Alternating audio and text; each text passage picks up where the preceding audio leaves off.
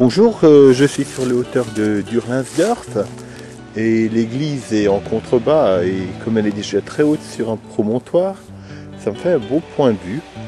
Alors on est jeudi le 24 janvier 2008 et je me trouve donc sur les hauteurs de Durlinsdorf et je suis devant un bloc allemand qui semble être un abri à deux entrées. Comme il n'y a pas de créneau de tir, en tout cas je ne les ai pas vus au premier abord, peut-être ce côté. Ah, quoique, on dirait que c'est soit un créneau de tir, soit un observatoire. Alors on va le filmer de dedans pour pas dire de bêtises. Donc il fait assez froid. On va rentrer dans le bloc. Effectivement, il y a bien un créneau de tir. Donc c'est un tout petit bloc, deux entrées comme dit, voilà le créneau de tir.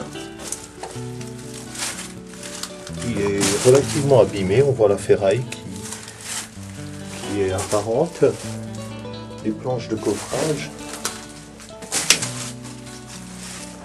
Ici il y avait une porte, on en devine une deuxième ici, et une là, en fait il y avait plus de portes que de blocos. Il est très petit. Ici, il doit faire 2 mètres sur 2 et le petit couloir, il doit faire 1 mètre.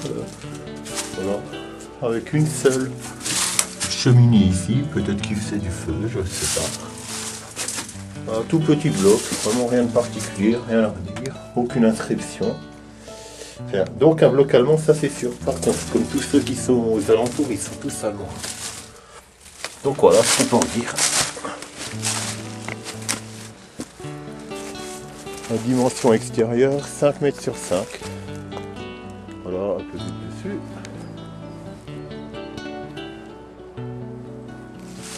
Je vais me promener un peu plus loin pour voir si je trouve autre chose. Donc, c'est parti. Je viens de me déplacer. En fait, maintenant, je suis au-dessus du village de Köstlack. Et j'ai monté à pied par cette route que vous voyez là. Environ 600 mètres et il m'en reste encore une centaine pour monter au sommet du Kastelberg que vous voyez là-bas. Et en fait c'est un promontoire rocheux où il y a un abri caverne, retranchement préhistorique et aussi des positions d'observation allemande de la guerre 14-18. Donc l'idée c'est de suivre le sentier de randonnée du club vosgien, comme vous voyez. Et donc le Kastelberg il y a pratiquement 700 mètres de hauteur. La pente est constante de 20 degrés et les derniers mètres se feront par ce petit sentier qui monte encore plus. Donc je tousse un peu parce qu'on est au mois de janvier quand même. Et l'idée c'est de monter là-haut. Ça fait une belle randonnée et en même temps on découvre des choses. Alors j'ai vu sur le site internet de Köstlack, qui est très bien fait du reste, qu'ils ont fait un bel aménagement en haut. Il y a des photos avec des bancs. Des belles poutres en bois, dont l'entrée d'un blocos aménagé. Donc du temps où j'habitais Ferrette, qui se trouve derrière moi à environ une quinzaine de kilomètres, je venais ici une bonne dizaine d'années en VTT. Rien de tout ça n'a été aménagé, c'est à l'abandon. Donc 10 ans après, je vais pouvoir juger du travail qui a été fait et en profiter pour filmer tout ça. Donc je vous dis à tout à l'heure. Il me reste 100 bons mètres à monter. Donc je rallume plus tard. Alors me voici tout en haut du Kastelberg, qui est effectivement très bien aménagé, et même en cours d'aménagement, puisque la table d'orientation est encore en construction, vous voyez les vierges dessus. Et franchement, la montée est vraiment rude pour les jambes, mais tout à fait gérable quand même. Et pour ceux qui fument, heureusement c'est pas mon cas, et ben c'est l'idéal, vous montez là, vous fumez plus, je vous garantis. Alors voilà le panneau tout en haut. Voilà, camping d'être à droite, et c'est le Kastelberg à 630 mètres d'altitude. Et Kastelberg, Kastel veut dire château en alsacien, et ou même en allemand, et Berg, bah, c'est la montagne. Donc on pourrait traduire cet endroit par le château de la montagne, ou la montagne et château, enfin, à vous de faire votre mix. Donc voilà, vous voyez le village en bas, en contrebas, de Köstlack en fait.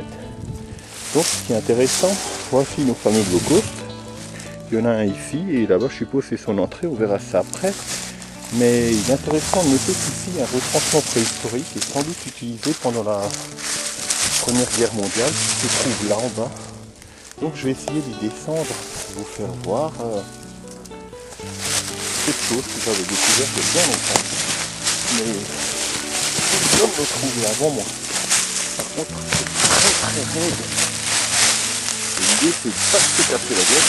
Comme si ces feuilles, en fait, c'est de la terre mouillée. Voilà. Alors, admirez un peu l'endroit, qui est vraiment très impressionnant. Alors, je vais essayer de faire une photo. Parce que, malheureusement, je vais prendre ma lampe. Donc, je vais faire un...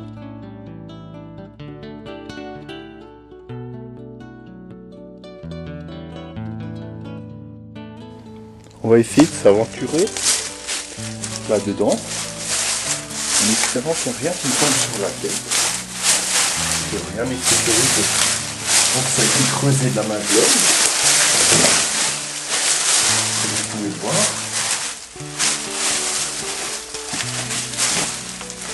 Et je vais prendre une photo d'ici.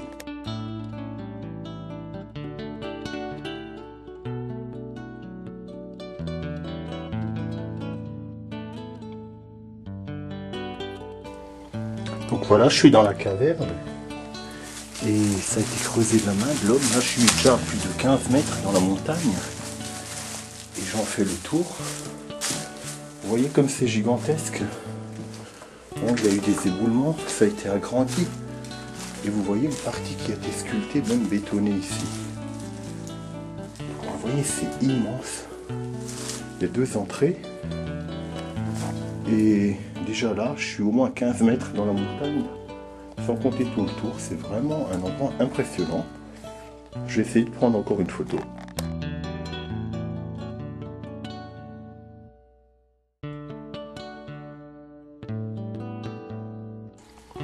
Alors comme vous voyez, le lieu est vraiment... On est humble quand on est dedans. Vous voyez, il y a des petits bouts qui tombent des fois du plafond. Là, je suis... Et là-bas, ça ressort en montée. Je parle pas trop fort pour pas faire des échos, pour qu'il n'y ait pas d'éboulement. Donc voilà, je vais sortir. On voit qu'une partie a été éboulée fraîchement quand même. Comme ce gros bloc qui est tombé par terre. Et voilà, je suis sorti de l'autre côté. Regardez un peu la profondeur. Franchement, c'est très impressionnant. Malheureusement, il y a eu des gros éboulements. Vous voyez les gros blocs par terre. Mais c'est quand même encore en bon état avec le village de Kessler en bas. Voilà donc l'entrée par là, qui fait tout le tour de la montagne et qui ressort là-bas en haut, sans compter les blocs. Donc je vais refaire encore une petite photo.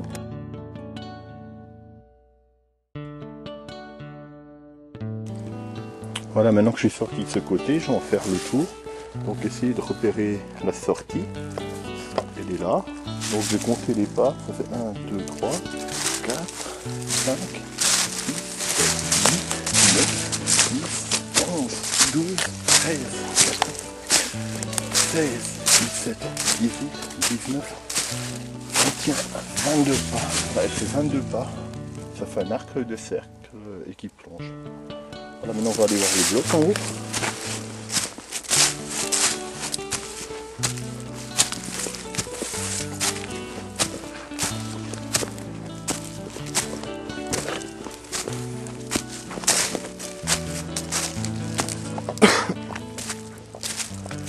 Ben voilà, on a fait le tour. En fait, le grotte se trouve sous mes pieds, à peu près ici.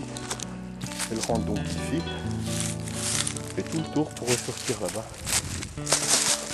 Donc, vous pouvez voir ce fameux bloc allemand. Je vais en faire quelques photos.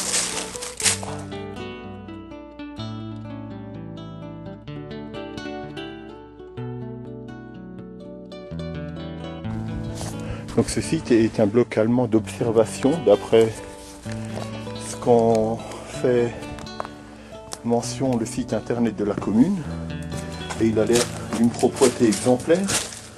Donc je n'ai pas ma torche malheureusement. Donc il se compose de 1, 2, 3, 4, 5, 6, 7, 8, 9 marches de descente avec un ébrasement par ici. Et ça descend encore. Donc on est déjà très profond. Donc voilà, c'était de la tôle métro qui a été dépouillée entre temps. Donc voilà les sorties, vous voyez l'ébrasement. Ça allait tout droit. Ça tournait vers la gauche et ça montait. Donc là je me trouve déjà à environ 3 mètres de profondeur. Et je viens de voir une petite inscription ici, BI. Ça se voit que ça a été nettoyé, c'est vraiment très propre.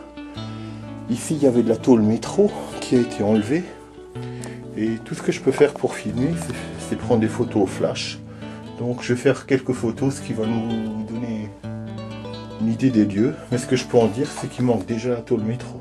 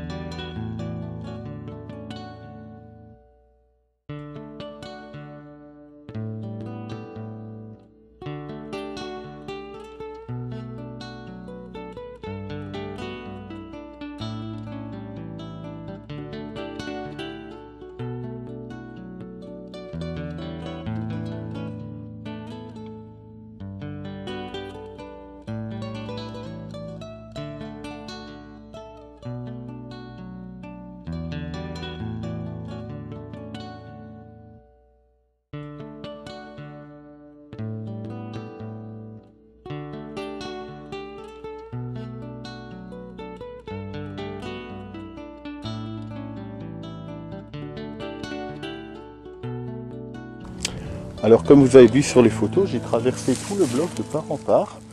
Et franchement il est bien aménagé et hormis la tôle métro qui a été enlevée, il est franchement dans un état exemplaire. Voici son entrée principale qui court en dessous et qui va jusque ce renflement qui est la deuxième sortie. Et il y a un très bel abri dedans pour se mettre au sec. Et même de nos jours il est très sec.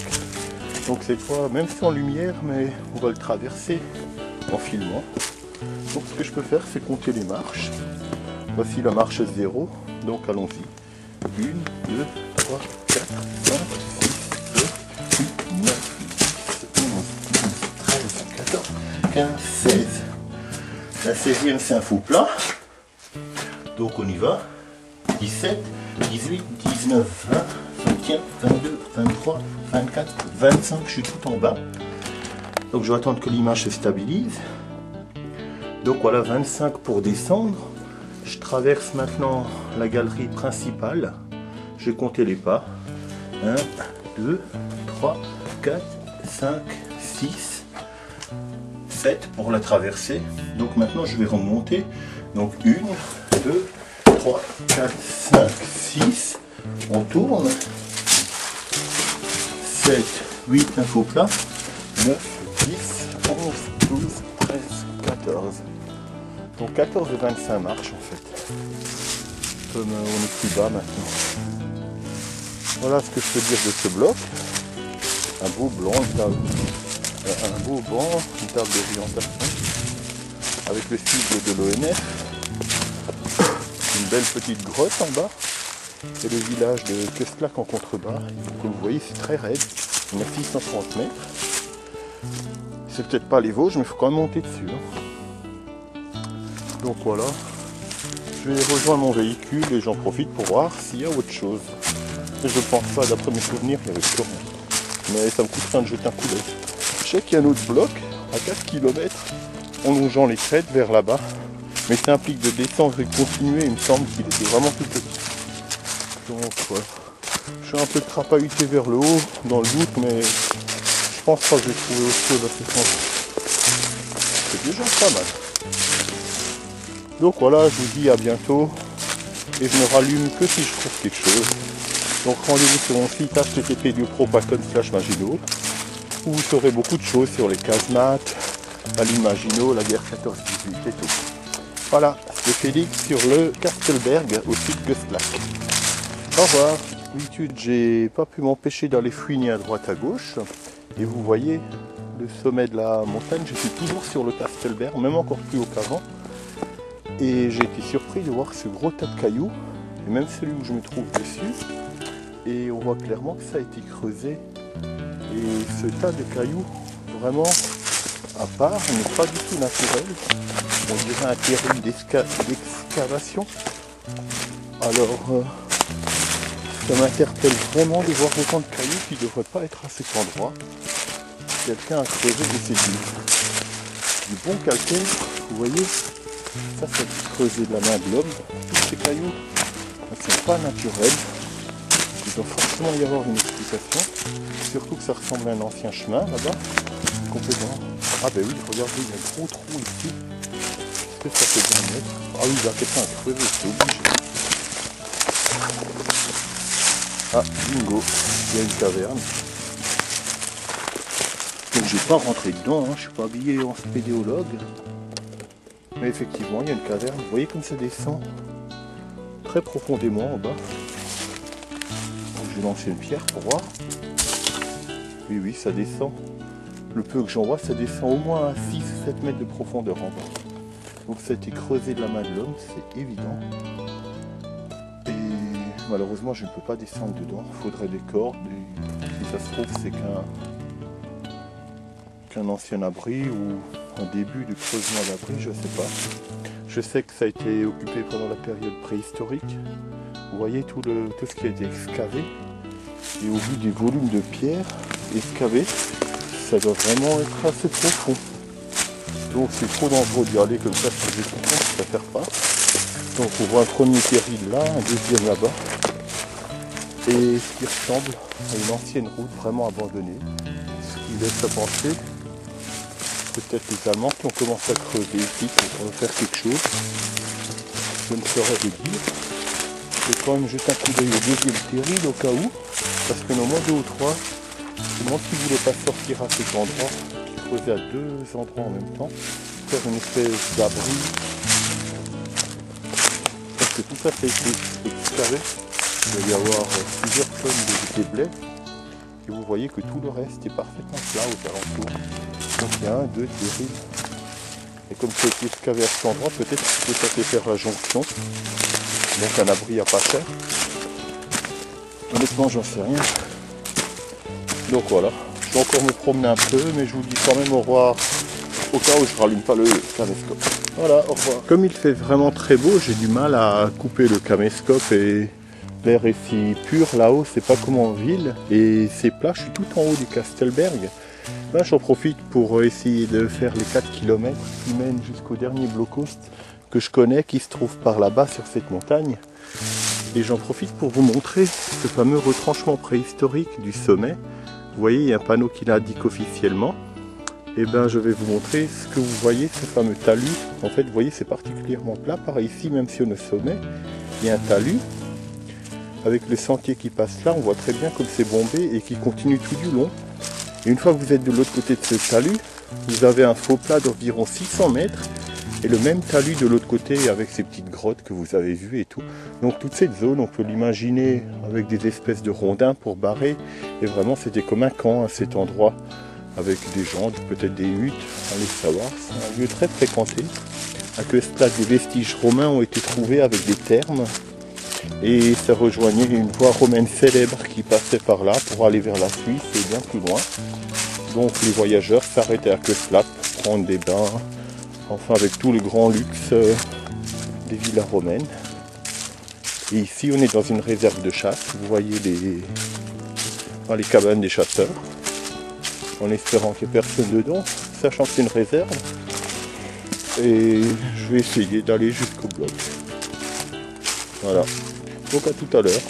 Voici le terme de ma balade. Comme vous voyez, j'ai toujours suivi le chemin de grande randonnée du club vosgien, qui court sur le Kastelberg, et je suis à l'opposé extrême de l'endroit où j'étais avant. Donc j'ai parcouru environ 4 km pour me trouver donc au bout du Kastelberg. Je suis même descendu de 100 mètres, ce qui implique que je devrais remonter pour entrer.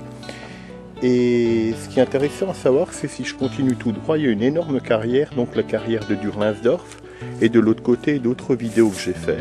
Et ce fameux bloc allemand observatoire, à l'autre bout du Kastelberg, le voici. On va aller le visiter ensemble. Moi je m'en souviens uniquement de mémoire. Et ce qui est bon de savoir, c'est que c'est une balade que je vous invite à faire. C'est très agréable, il fait beau et l'air y est vraiment pur, sain. Même qu'on est au mois de janvier, c'est vraiment sympa. Et pour la petite histoire, les 4 km que je viens de faire à l'instant, en passant par le sommet du Kastelberg, m'économise, si j'étais à pied de l'endroit où on a filmé au tout début de la vidéo de Durlinsdorf à ma voiture, près de 15 km, je devrais quasiment rentrer en stop. Alors en faisant ces 4 km sur le sommet, plus les 2 pour rejoindre ma voiture, ça me fait vraiment un beau raccourci, une belle balade à bol d'air. Donc voici le chemin originel qui menait à ce mini-bloc. De mémoire, il était vraiment petit et c'est effectivement le cas. Et évidemment, il y a des bûcherons qui bûcheronnent. Et on va le redécouvrir ensemble pour ma part et vous, ma part, vous le découvrez. Bon, était-il déjà cassé?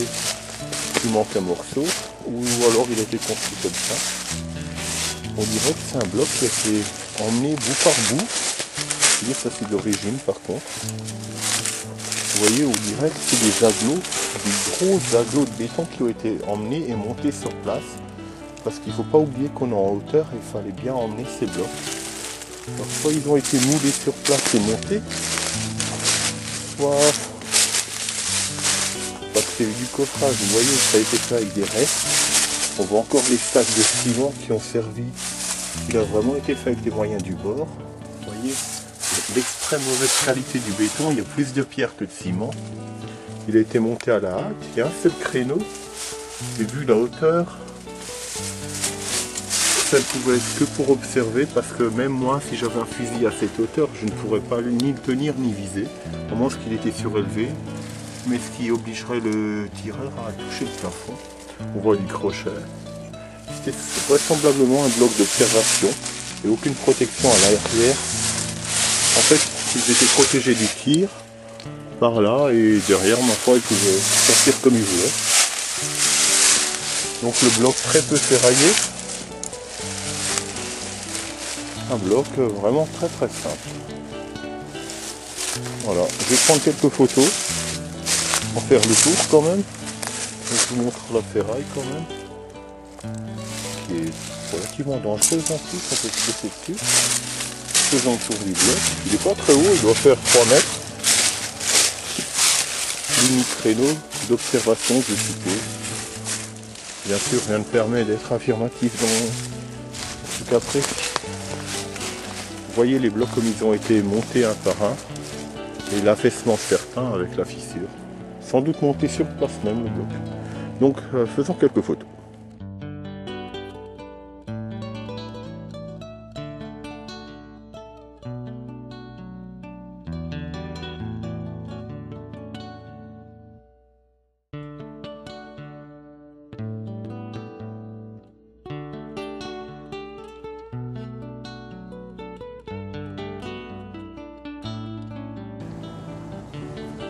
Alors voilà ce qu'on pouvait dire de cette balade sur le Kastelberg. Ce fameux jeudi 24 janvier 2008.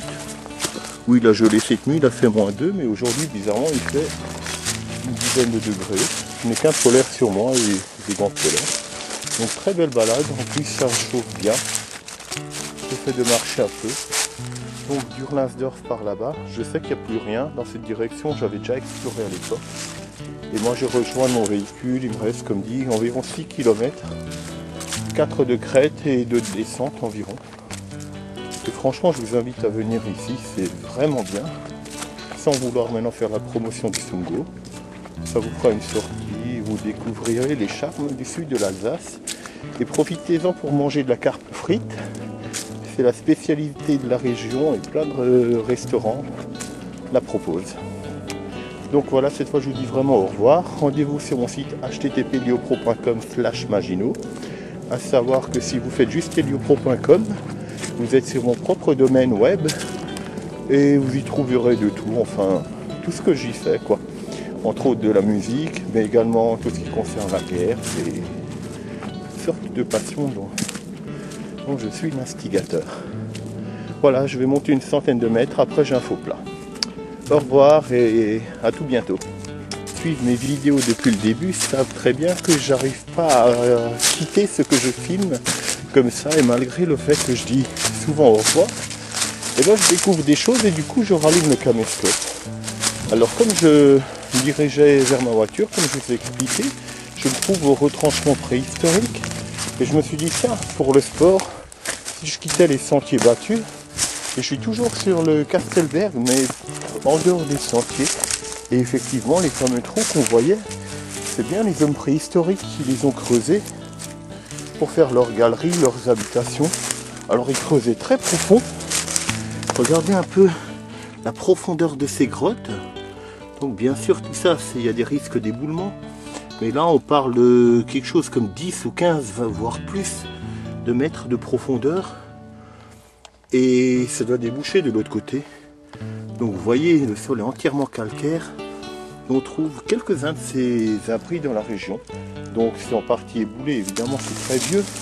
Mais avec un bon nettoyage, il y aurait moyen de lui rendre de sa superbe. Et finalement ces gros monticules, c'est de terribles excavations. Et je suppose que ça continue là-dessous. Et au vu des trous que je vois à côté, ça devrait être communicant, voire une espèce de HLM de l'époque. Vous voyez, c'est un trou qui est soit comblé, soit qui est en cours de construction comme le précédent qu'on a vu. Et j'en vois encore un ici qui paraît encore plus grand que tous les autres. Et effectivement c'est le cas. Regardez la descente, c'est vraiment très profond. Alors était-ce simplement un abri en chantier ou était-il déjà opérationnel? Vous voyez, je suis quand même à plus de 30 mètres de l'autre entrée et à 10 mètres de celle-là. Et apparemment, il y a encore un trou à côté. Donc, je vais faire une photo pour un souvenir personnel. Et vous voyez, ça continue en bas, mais il n'y a pas plus de 60 cm de hauteur. Donc, il faudrait déblayer. Imaginez que ça a été creusé avec des haches en pierre à l'époque. Donc, c'est peut-être du calcaire, mais c'est costaud quand même.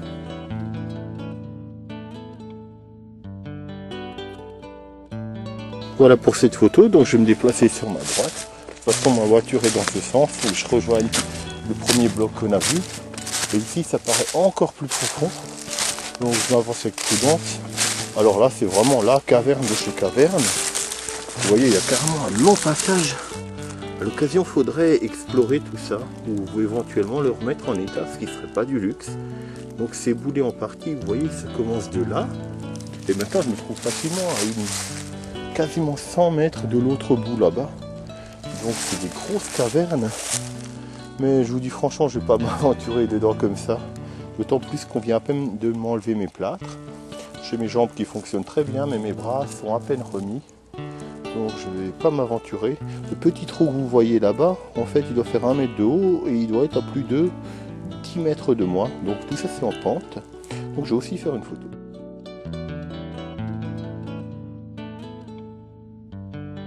Sachant que les Allemands ont occupé ce lieu, après c'est quelques clichés, il n'est pas exclu qu'ils ont utilisé cette partie de ce site, de ce retranchement préhistorique, dont vous avez vu l'entrée là-bas, sur le panneau, pour peut-être stocker des munitions, allez savoir. Si j'étais un guerrier et que j'avais des tunnels comme ça sous la main, je les exploiterais sans doute. Donc vous voyez, vu d'ici, on ne voit strictement rien. Pourtant, je vais compter la piton de tomber là-dedans. Et en plus, donc, vous voyez le trou, il y a facilement 10 mètres jusqu'au fond. Donc il n'est pas exclu qu'il y a d'autres entrées. Tout en rejoignant le bloc qu'on a vu avant allemand, je vais en profiter pour filmer un peu. D'ailleurs, je crois que j'ai bien raison, je dois avoir encore une autre entrée. Enfin, plus semble être une autre entrée. Alors, effectivement, imaginez que ça a été creusé par la main de l'homme, une partie était boulée.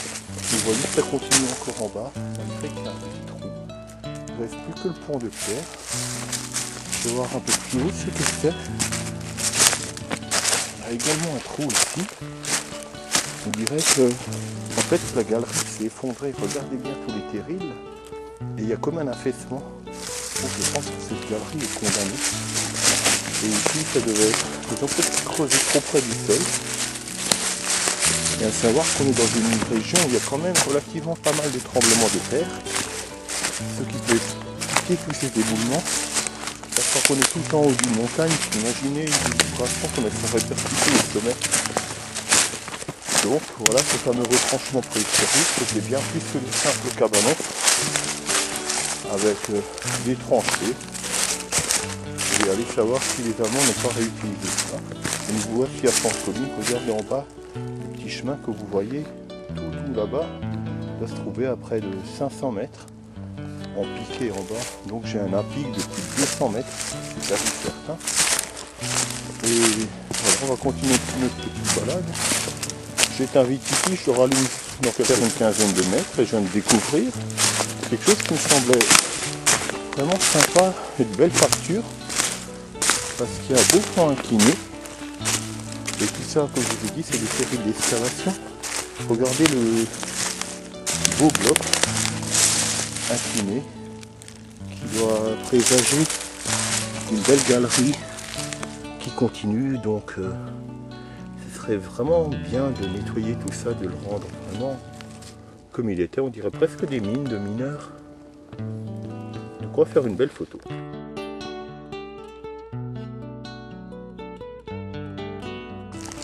Après ces belles découvertes, je vais vous quitter cette fois pour de bon.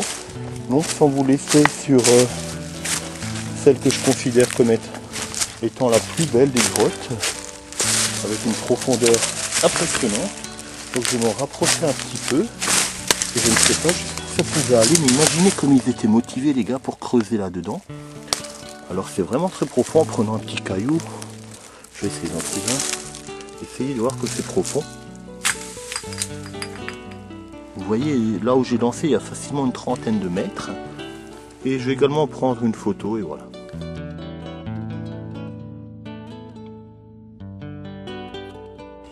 Cette fois, je vous dis vraiment au revoir. Et comme je vous ai expliqué, venez donc visiter mon site http://liopro.com/Maginot. Voilà, au revoir et à bientôt. Moi, pour ma part, je vais vers mon auto dans cette direction. Voilà, au revoir.